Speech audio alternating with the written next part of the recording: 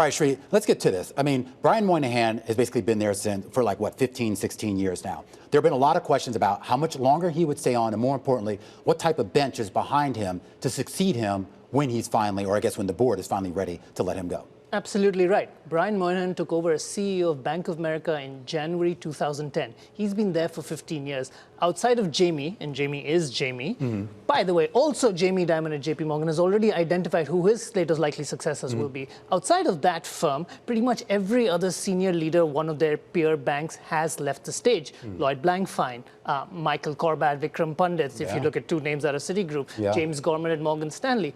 So for 15 years, Brian Moynihan has been the CEO.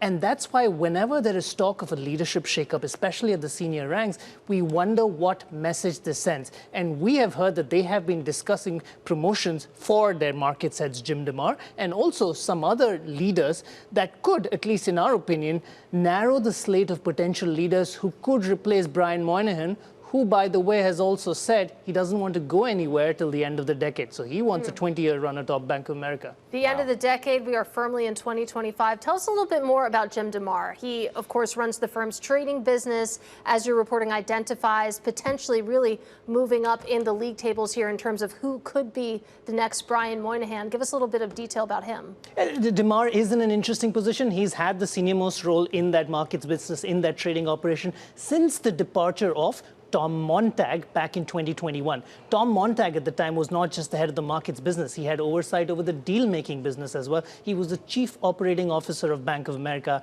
and in some sense, the de facto number two. But after he left, instead of moving on to, say, the board of Bank of America, he went and joined a rival bank, Goldman Sachs, his former employer, and joined the board there. So that senior role, in some essence, was left vacant, and that's why you've had a number of people who had been directly reporting into Brian Moynihan. So it'll be interesting to see when Bank of America concludes these planned talks and identifies the next set of leaders, who they would be, and how it positions them for the future. I don't want to get you in trouble, but I'm curious as to how clean this can be, because when I hear you say that Moynihan wants to stick around to the end of the decade, so another 5 years, more or less, if you are waiting in the wings and you're good enough to replace him, why would you stick around? Look, that's a very good point, and that is the Kremlinology that is being discussed inside of Bank of America as well. Yes, you might elevate a few leaders. Say it includes Jim DeMare, who's 56 today.